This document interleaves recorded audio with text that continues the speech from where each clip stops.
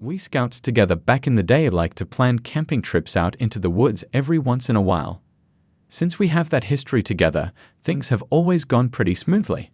However, we've run into something that our Daisy Scouts didn't prepare us for.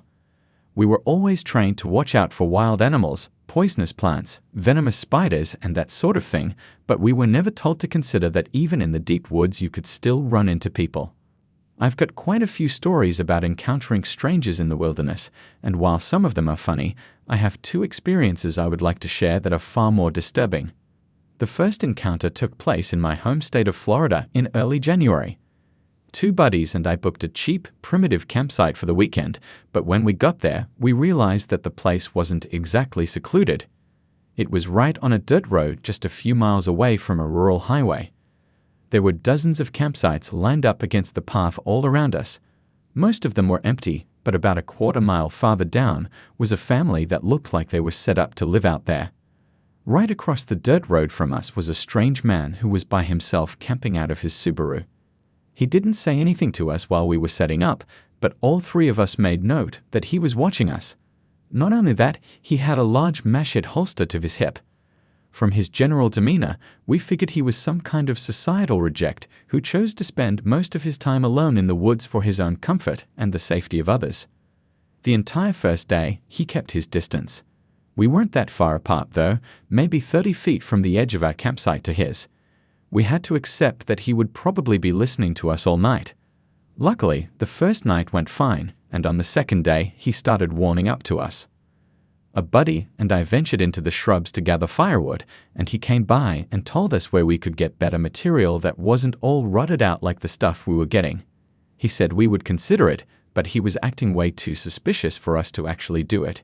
He stuttered and drooled a lot, fidgeting his hand over the hilt of his machete like he was nervous, even scared stiff of us. It seemed like he was completely unadjusted to being around people. But after he tried to help us out during our first real interaction, we allowed ourselves to relax a little bit. If anything, he would be an entertaining neighbor for the weekend, and since we outnumbered him 3-1, we felt like he didn't pose a threat to us. As the day wound down, there was an unexpected development.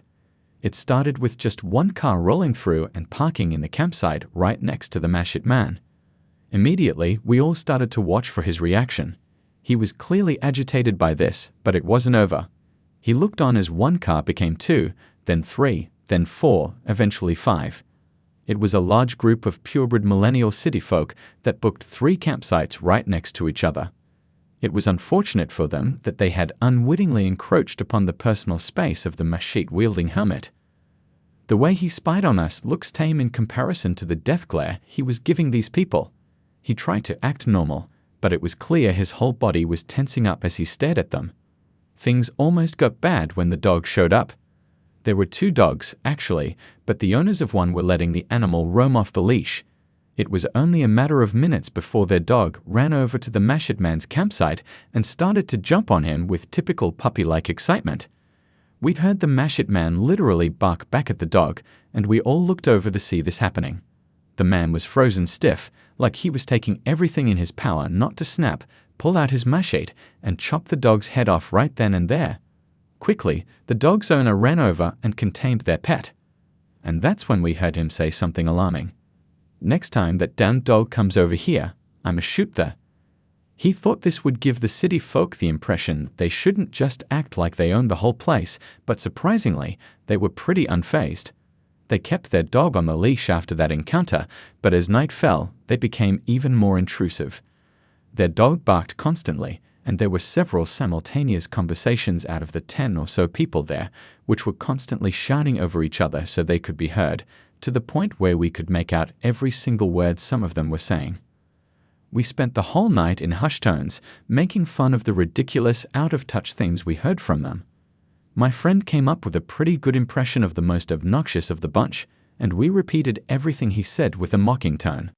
Once our fire died down and the temperature dropped, we called it a night and crawled into our hammocks. It was pretty frigid by the Floridian standards, so when I woke up at daybreak, I was too cold to get up, so I shut my eyes to sleep in. The next time I opened my eyes, I saw that same friend crouched by the fire pit, trying to get the coals from last night to catch on. I wasn't in the mood to get up until the fire was going, so I shut my eyes again. Then, a bit later, I heard voices. My eyes shot open when I realized that one of them was the Mashit man. He was standing over my friend, who was crouched by the pit, well into our campsite, with his hand resting on the hilt as usual. I pretended to stay asleep and listened to their conversation from my hammock. "Which one of you is doing that dumbass voice?" he asked. My friend stammered and eventually replied, "That was me." A brief silence caused me to choke up, half expecting the man to pull out his machete. That's not what happened, thankfully. Instead, he laughed awkwardly. "Man," he shouted, "you guys had me rolling in my tent last night." My friend sighed with audible relief. "Yeah, that's cool, man. We thought it was pretty funny," he said. That's when the Mashit man leaned in and muttered something else. "I'm serious, guys. I was this close. If you guys hadn't got me laughing last night like that, I was about 10 seconds from going over there with a 9mm and making them shut up." My friend was unable to come up with a response to this, understandably so.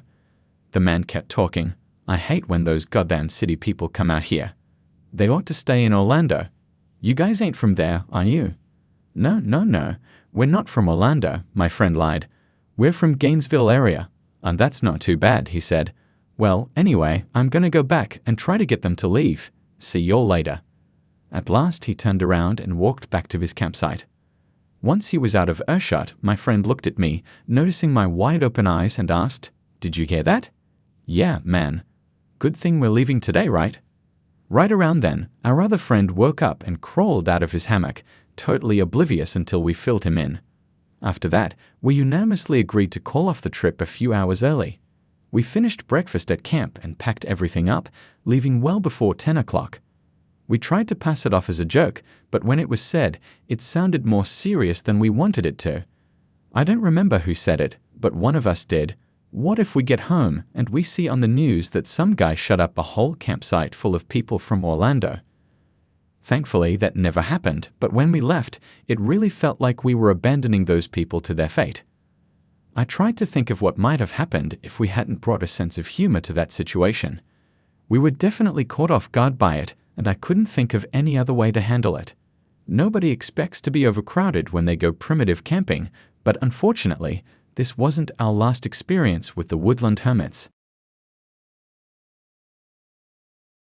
The second time I encountered a person unexpectedly in the woods could have gone much worse. I was camping with the same two guys from the last trip I talked about, except this time there was a fourth person among us who wasn't a former Boy Scout, but just a good friend. This was a much more serious campout. We drove to South Carolina for 4 nights and 5 days, and this time we had a very secluded site to ourselves. After driving on a dirt road for a few miles, the road came to a loop at the end, and we parked our cars, then hiked downhill.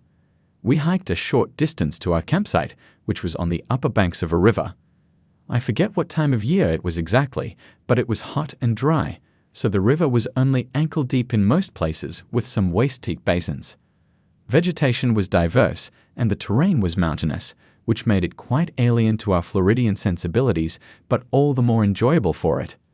We'd brought some fishing gear along with plans to explore the river and test the waters on some group escapades. Unfortunately, as a beginner fisherman, I wasn't having any luck while I was going up against my friends. We were all enjoying the trip though, but by the second or third day, we were all starting to wear on each other a bit. That's when somebody had the great idea to cross the state line to North Carolina, which wasn't far off, and go to this place called Sliding Rock. It didn't seem like a bad idea, but I wasn't too interested in it. Everybody else wanted to go though, and here's where we made a pretty stupid mistake. In Boy Scouts, they teach you about the buddy system, or if you are ever in any wilderness of any kind, you never go out alone. You always have at least one person with you in case you run into trouble. However, we hadn't run into any sort of danger in the first 48 hours, so we came to the decision that the 3 of them would go for their little half-day trip, and I would stay behind and watch the campsite while they were gone. I know it's not the safest or smartest thing to do, considering my phone was about to die, but they left me the keys to the other car in case I needed help. Although it was actually very relaxing while they were gone.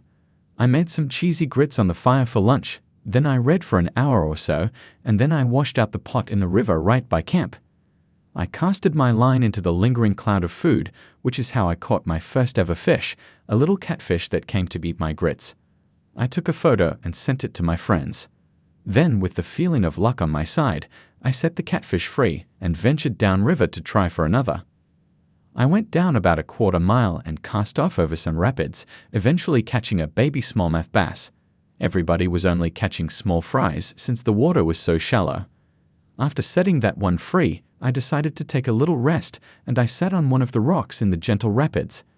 I was enjoying the scenery when I felt the hairs on the back of my neck stand up. I had the thought that I was completely alone out there, hundreds of miles away from home in unfamiliar Appalachian territory. Suddenly, I heard a twig snap in the steep woods of the riverbank to my right, and I stood up quickly, looking for movement. I didn't see anything, but when I looked down to myself, I noticed my legs and groin region were covered in dozens of tiny little leeches. I freaked out and started frantically picking them off. Then, when I felt like I got all of them, I hoofed it back onto camp. On the way, I jumped onto a bank and landed my bare right foot on a small cypress knee, bruising the arc of my foot pretty bad. I was starting to get concerned with my safety, feeling like I stepped a little too far out of my comfort zone, but I was more cautious from there on, and I got safely back to camp.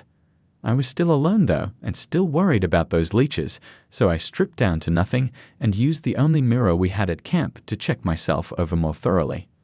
When I was sure there weren't any more stragglers, I got dressed and laid in my hammock with a beer and a cigarette and waited for my friends to come back. A little while later, they returned and we regaled each other on what our separate experiences were like. Soon after, we decided it was time that I and our non-scouting friend returned to the car and charged our phones for a little while. We were gone for about 45 minutes, and when we hiked back into camp, we saw him. He was standing in the river right by camp where I tramped the water with Chris earlier. He was talking to our two other friends. I could tell by the way they were situated that they were on edge and had taken a defensive stance to wait for me and the other guy to get back so that he could really outnumber whoever it was. He was geared up like he lived out of his backpack, and I'm sure he did. He was a mountain man through and through. I never got close enough to hear what he was saying, but he was almost unintelligible from his lack of teeth anyway. My friends eventually told me everything they could understand. Apparently, this guy's name was Bo, and he claimed to own this entire region of mountains. Graciously, he allowed us to stay with his permission as long as we continued to be respectful. Then he looked over to me and told my friend that he had seen me in the river earlier and was about to come talk to me until I got spooked and ran off. That's when I realized he must have been watching me the entire time, or at least for a lot of it. He probably watched me stripped naked too. Regardless, the way he lit up our entire campsite was suspicious. He seemed a little delusional and unpredictable. I'm immensely grateful that he didn't approach me while I was alone. Things could have gone a lot differently if he felt like he had a chance at overpowering just one or two of us for a shot at getting some supplies or getting one of us. He was most definitely armed as well. He just had that confidence about him from what my friends who talked to him said. They were very uncomfortable with the way he was slowly stepping closer to our camp until the rest of us came back and he finally backed off. That was a telltale sign that he might have not had the best intentions in mind. Eventually, though, we were able to get him to leave, but we never quite trusted that he wasn't lurking in the mountains all around us, watching us pick our noses and piss on the trees and drop logs in the river, waiting for a chance or an excuse to start playing a banjo and summon a Native American cryptid, or just straight up shoot us, since there was no way that anybody else would be around to hear it for miles and miles. For the rest of our time there, we traded off shifts of the night watch in case Bo came back. He never did, but I'll tell you, the blood-curdling shriek of an owl is not something you want to hear in the middle of a night like that. I took a break from camping for a couple of years, but I recently went on my first trip in a while. There were 4 of us going in total. I brought some friends that have gone with me before, and one of them brought their new fiancé. I booked a familiar campsite, but in the time I was away, it became different from how I remembered it. The trees were healthier, the shrubs were thicker, and in general, the foliage was more colorful and abundant. The foot trails that used to snake through the woods around the site were completely overgrown. People must have forgotten about that area for a couple of years through the lockdown, so of course the forest moved in to take it right back. However, my fellow campers were not appreciative of this. In the past, we were all on the same page about respecting the woods, but this time around, they were acting different. I can't say I blame them. The last few years have been tough, and it's good to let loose. But it's also always crucial to remember that you're a guest in nature's domain when you're in the wilderness. Unfortunately, as soon as we were set up, all of my friends started to act like a bunch of college kids. They were snapping branches off of trees because they were supposedly in the way, drinking excessive amounts of beer and throwing the empty cans into the woods, and even spreading hot coals from the fire pit into the rest of the campsite just to play with the fire by watching it catch and stamping it out moments before it got out of control. They were literally breaking every possible rule. I got upset with them and told them to cut it out, but they more or less just shoved a beer in my hand and told me to chill. I tried to enjoy my time, but as the evening wore down, so did I. While everybody else sat around the fire, I turned in early. I was restless, even though I wasn't even that physically tired in the first place. I was just in a bad mood, and they were all talking extremely loud and needlessly yelling about nonsense. I didn't check the time, but I know it was late when they finally called it a night. It was like the whole forest took a breath when they all shut up and passed out for once. I lay there, listening to the bugs for a while, long enough to be the only person left awake. Then I got up to pee one more time. I crawled out and walked to the tree line around the campsite to unzip. Naturally, my eyes drifted off into the darkness of the woods. Looking up, I could see the crescent moon peeking through the canopy. Then looking forward, it was just all trees and shadows until I saw something else. A pair of eyes looking straight at me, almost glowing white. I immediately jumped in surprise and covered myself up, looking away for a mere split second. Looking back, I saw the eyes had moved closer, close enough to make out the tiniest bit of detail in the moonlight. It was a person, or at least it seemed like a person, just standing out in the open. There was something bone-chilling about them. I knew I had to call out to them, but I was nearly too afraid to speak. "Hey, who's there?" When they didn't respond, I thought to shine my flashlight on them. I fumbled through my pocket for the little one I'd taken out with me, again looking away for a single second before clicking it on and shining the beam on them. Of course, they had moved again, a full 10 feet or so, and now there was only 30 feet between us. I cursed in fear, but now that I had some light on them, more details came into focus. I was in disbelief at first, but I was looking right at my friend's fiancée. She was in the same clothes I'd seen her last, looking exactly like she normally does, except the normally reflective whites of her eyes and the way she was standing, like she was being held up by strings. "Haley," I called out to her. "What are you doing?" There was a brief pause, then at last, they said something, but I was taken aback by what I heard. "What are you doing?" He copied not only my words but my voice too. It sounded exactly like me, but Haley was not an impressionist. She didn't have any party tricks like that. So, with confusion, I took a step back, and without hesitation, they took a step forward, matching my movement exactly. I stopped backpedaling when I noticed this, and I tried to squint to get a better look at them. That's when I had the thought that maybe she was sick or something. It was a hopeful thought because otherwise, if I wasn't looking at Haley, I didn't know what I was looking at. "Haley, it's late," I said. "You shouldn't be out of your tent like that. Are you feeling all right? Do you need any help?" Again, she didn't reply in her own voice, but in mine. "You shouldn't be out of your tent like that."